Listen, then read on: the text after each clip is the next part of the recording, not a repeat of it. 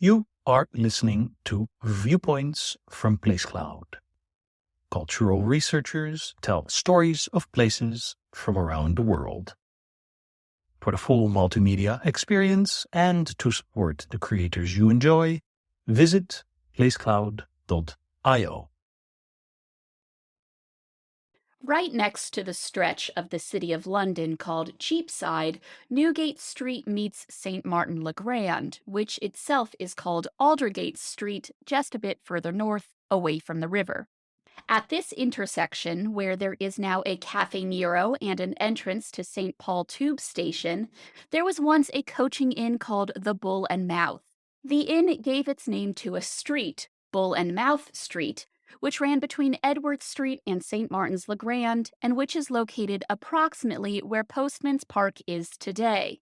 The inn, in addition to being an important arrival and departure destination for coaches from the north of England and Scotland, was the site of a Quaker meeting in the 17th century, and it is for this reason that the author of this viewpoint knows it so well.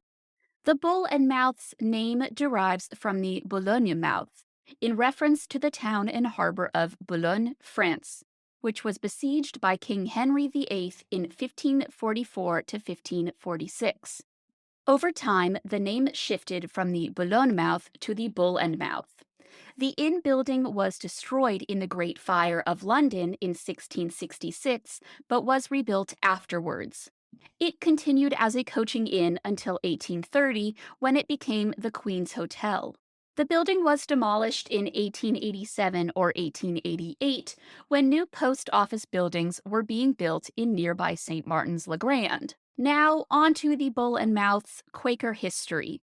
In 1654, two prominent Quakers named Francis Howgill and Edward Burrough were sent to London to preach and evangelize to citizens of that city.